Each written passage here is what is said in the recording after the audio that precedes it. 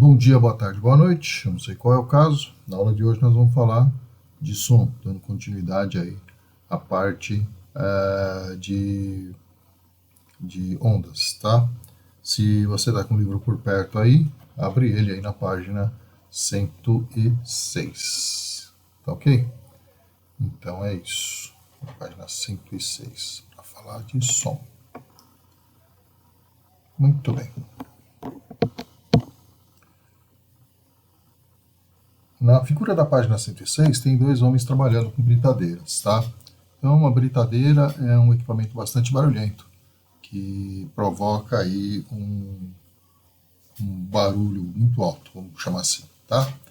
Então, o som é uma onda mecânica, tá certo? Porque ele precisa do ar para se propagar. Então, se propaga no ar, tá? Se propaga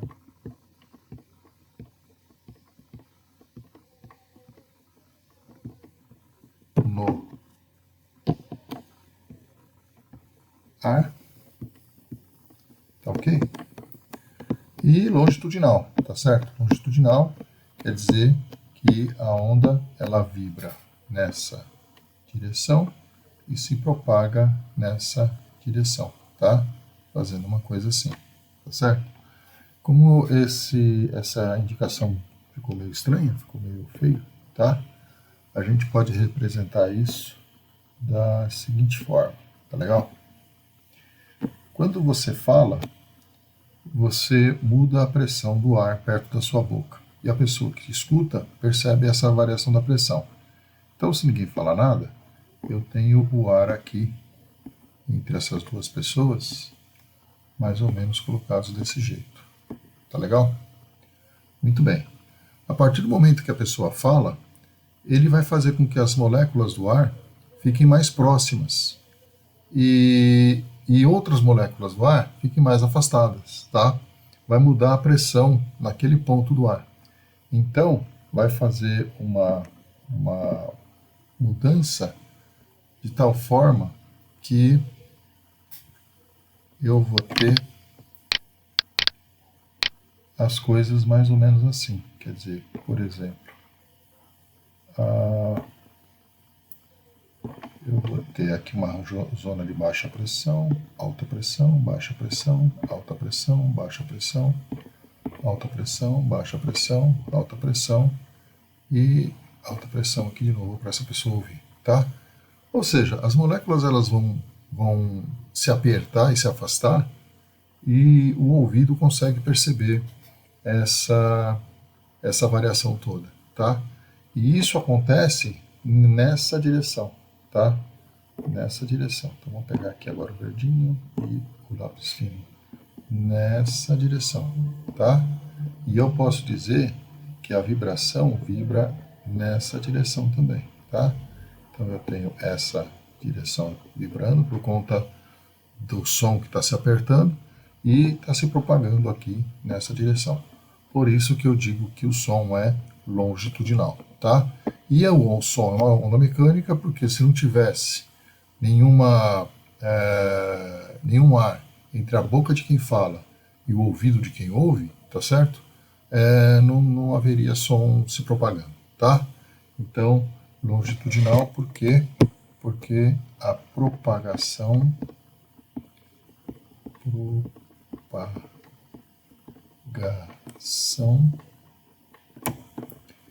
e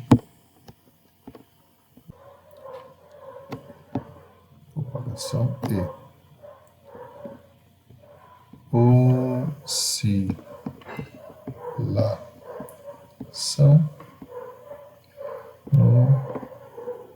na mesma direção, tá? Então, se eu tiver propagação e oscilação na mesma direção, eu digo que o som é longitudinal. No caso aqui, eu tenho o som horizontal se propagando e oscilando aí. Tá certo? Muito bem, pessoas lindas. Então, vamos para a próxima página. Muito bom, tá certo? Ultrassom e infrassom, tá? Então, como que é a brincadeira? o ser humano escuta, tá certo? Teoricamente, de 20 a 20 kHz, ou seja, de 20 a 20 mil Hz. Isso é a frequência, quanto que o som oscila, tá? Então, a gente vai dizer o seguinte: se o som tem uma frequência menor do que 20 Hz, tá? Então, eu estou num infrassom. Infrasom, tá? Então, eu estou fazendo um som que ele tem uma frequência menor do que a que eu consigo ouvir, tá? E se a frequência for maior do que 20 kHz ou 20 mil Hz, aí eu estou num ultrassom, tá certo? O ultrassom é quando eu tenho um som com frequência maior do que a que eu consigo ouvir, tá? Em infrassom, a gente tem exemplos aí de coisas naturais, tá?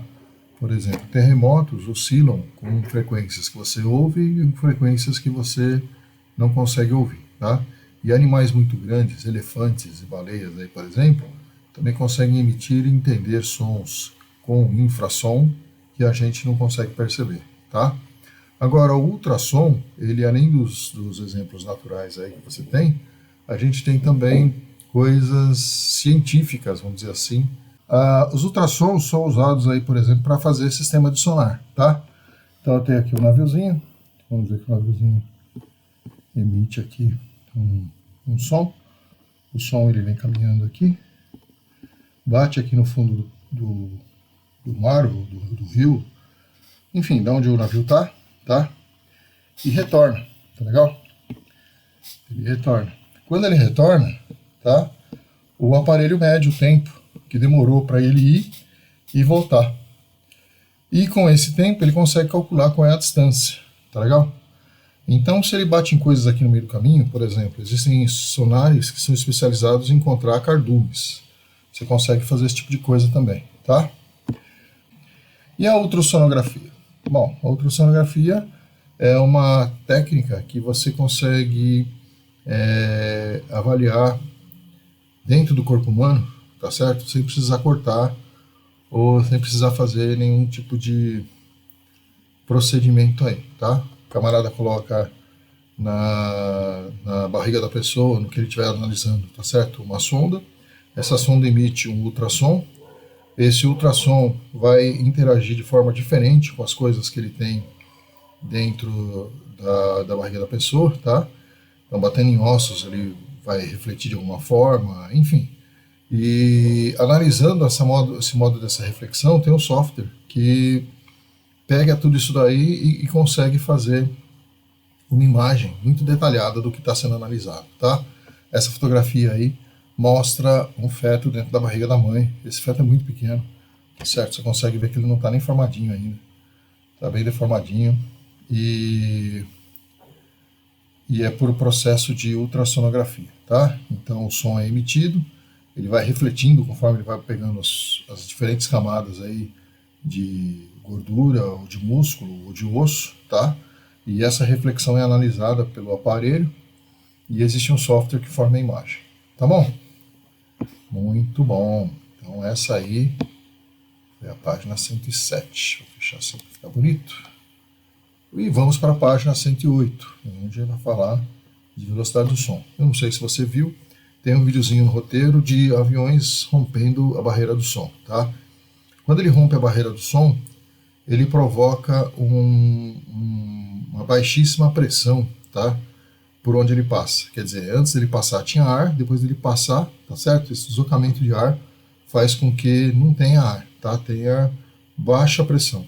Essa baixa pressão, tá certo? Faz com que as gotas, tá? A água que está no ar no estado gasoso passem para o estado líquido. E aí eu vou ter a formação desse cone, tá? Eu peguei esse aqui, tem esse aqui também, que é bem parecido, mas está mais bonitinho. Tá legal? E no filme dá para ver vários cones desses se formando. Dá uma olhada no filme lá, mesmo que você não é fã de aviões muito rápidos, ele é bem impressionante, tá? E aqui tem uma tabela com a velocidade do som e o meio, tá? Porque se o som é uma onda que se propaga no meio, tá certo? Dependendo do meio que ele está, eu tenho uma velocidade diferente, tá? Então vocês vão perceber aqui, ó, que os gases que eu tenho aqui, tá certo? Que são o ar e o hidrogênio, tá? Eu tenho velocidades mais baixas, tá? Quando eu passo para o estado líquido, tá legal? A água, por exemplo, eu tenho aqui uma velocidade maior, tá certo? E se eu for para coisas sólidas, maiores ainda, tá? Por quê? Porque o som tem a ver com a proximidade das partículas aí, quer dizer, quanto mais próximas eu tenho as partículas, maior vai ser o som, tá? E eu tenho o limite de velocidade aí, que é justamente o que o pessoal na Força Aérea, enfim, coisas que andam muito rápido, tá certo? Chamam de Mach, velocidade Mach. Aqui faltou um D, vamos ajeitar isso. Então, o que é o Mach? O Mach é uma velocidade que se compara com a velocidade do som, tá? Então, se eu tenho uma velocidade aí de 340, tá? metros por segundo, eu estou na velocidade do som, tá? Agora, quanto vale isso? Mais rápido. Pronto. É o Mach, tá? 340 metros por segundo é uma velocidade que não impressiona muito, mas se você passar para km por hora, multiplicando por 3,6, a gente viu, a gente vai ver que isso vai dar 1.224 km por hora. Quer dizer, uma velocidade bastante considerável, tá? Então, aviões que rompem a barreira do som estão viajando com uma velocidade maior do que 1.224 km por hora, tá? Aviões comerciais que fazem isso, eles pararam de voar, tá? Deu problema aí no Concorde e eles pararam de fazer a ponte aérea que fazia aí Paris-Nova York, né? Mas no começo dos anos 80, esse avião aí, ele era bastante utilizado, e ele foi utilizado até meados do século XXI, tá? No comecinho do século XXI. Aí deu problema com algum outro aí, tá certo? Andou caindo, e eles analisaram, viram que era fadiga do material, estresse do material, então eles aposentaram esses aviões, tá? Então a velocidade Mach é a velocidade que se compara com a velocidade do som. Ela vale 340 metros por segundo, tá? Esse número pode mudar de acordo com a densidade do ar, tá legal? E o avião mais rápido aí que existe, ele voa a 2,5 Machs, tá? Muito bem, seguindo em frente aí, a gente vai ter física e música. Esse física e música é bem legal, porque é bem cobrado, tá? Então eu tenho algumas palavrinhas na física e na música que são comparáveis, vamos dizer assim, tá? Então o que é que eu tenho, por exemplo? Eu tenho na música intensidade. Intensidade é o volume, tá? Qual é o volume da música, tá certo? E esse volume é intenso, vamos dizer assim, ou menos intenso, tá? O volume alto é um som forte, o volume baixo é um som fraco, tá legal? Sempre quando você quiser falar de volume, tá certo? Se você usar alto e baixo, você coloca o volume junto, tá? Por quê? Porque a altura do som, na verdade, tem a ver com a sua frequência, tá bom? Um som alto é um som agudo, e um som baixo é um som grave, tá? Tem a ver com a frequência, tá bom? E o timbre? O timbre, juventude, ele tem a ver com o formato, tá? O formato da forma de onda tem o timbre, é o número de harmônicos, tá legal? Então, por exemplo, você tem um dó no violino e no piano, com a mesma amplitude e mesma frequência, só que o som é diferente, porque o número de harmônicos é diferente, o formato da onda vai ser diferente para o violino e para o piano, tá? Aqui tem uma figurinha bem bacana, por exemplo, se eu toco uma nota, uma flauta faz esse tipo de onda aqui, tá legal? Se eu tocar no trompete, esse onda aqui. Se eu tocar no violino, esse tipo de onda aqui. Então, o que eu quero dizer no formato é isso. Se você olhar essa onda aí num aparelho que permite ver como ela varia, tá certo? Você vai perceber ondas diferentes, tá? E o som alto e o som baixo, tá? É com essa figura aqui, quer dizer, quando eu tenho uma frequência alta, eu tenho muitas repetições, tá certo? Muitos ciclos numa unidade de tempo. Quando eu tenho uma frequência baixa, tá? Quando eu tenho som grave, eu tenho poucos ciclos na mesma unidade de tempo, tá bom? E ele fala também de limiar da dor e da audição, tá? Eu sei que vocês estão no nono ano, que é meio complicado, mas eu achei esse gráfico aqui muito legal, tá bom?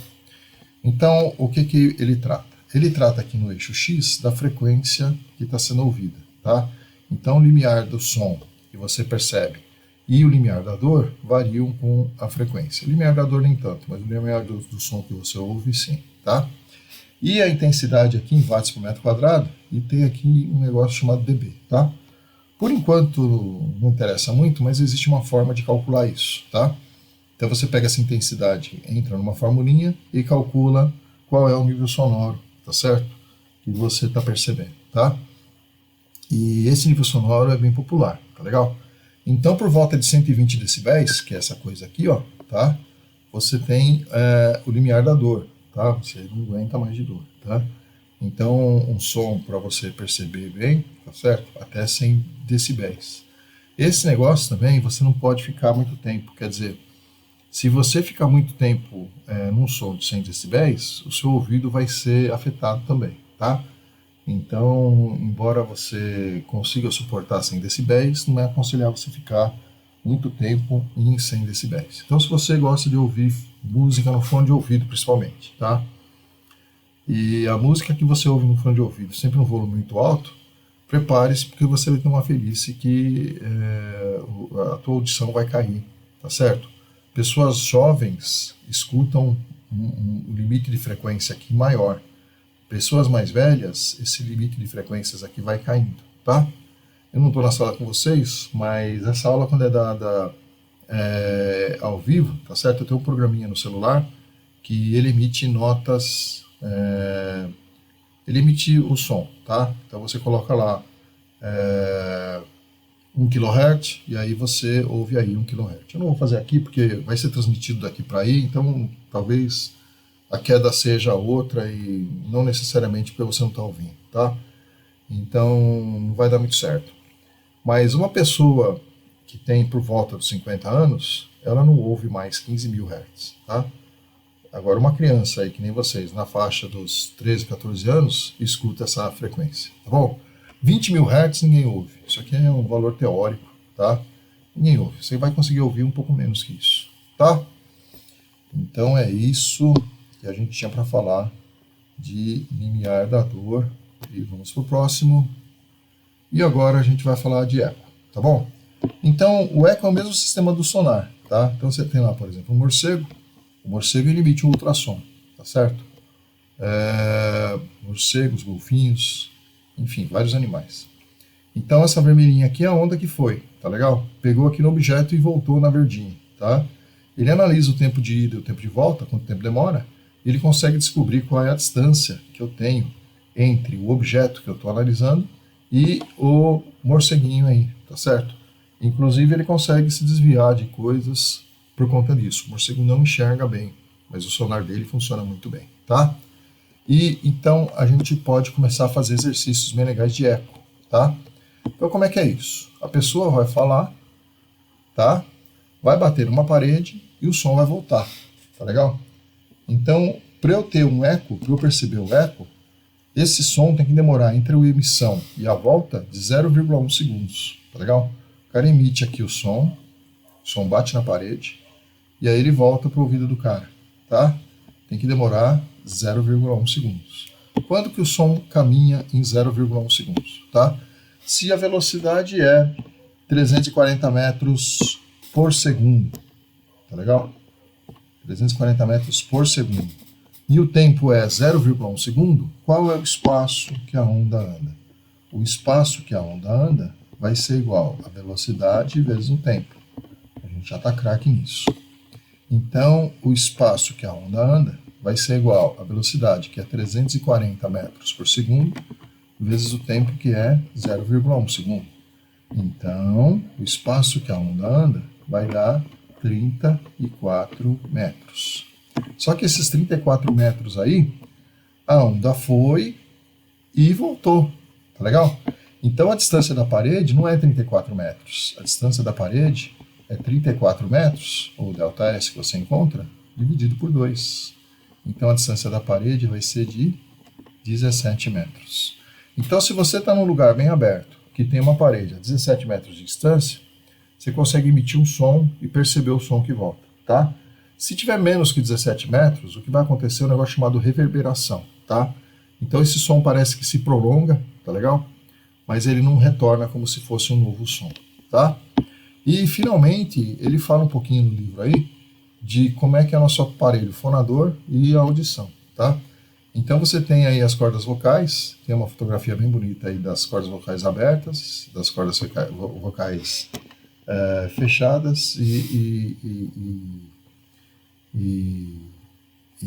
essas pregas vocais aí são responsáveis por emitir o som. Aí na sua garganta, na sua boca, na sua língua, você vai moldar esse som, tá certo? Você vai fazer esse som virar alguma coisa audível, tá? Alguma coisa decifrável, vamos dizer assim. E aí a variação de pressão provocada pela sua boca vai variar pelo espaço e vai chegar no ouvido de quem está ouvindo, tá legal? Vai entrar aqui pelo canal auditivo e vai fazer com que o tímpano vibre, tá legal? Então esse tímpano vibrando vai fazer com que esses 3 ossinhos aqui também vibrem, tá? E essa vibração vai ser transmitida para esse negócio aqui que chama cóclea. Esse negócio que chama cóclea aí, que tem essa espiralzinha aqui, ele que vai transformar os impulsos sonoros em impulsos elétricos para o nosso cérebro decifrar, tá? E aqui eu tenho uma espécie de pelinho, tá certo? Que devagar, com a idade, ele vai parando de funcionar. Vai parando de funcionar para frequências mais altas e depois vai parando de funcionar para frequências mais baixas também, tá? Então, é por isso que você precisa se preservar. Ouça a sua música, use o seu fone de ouvido, mas não de maneira exagerada. Tá legal?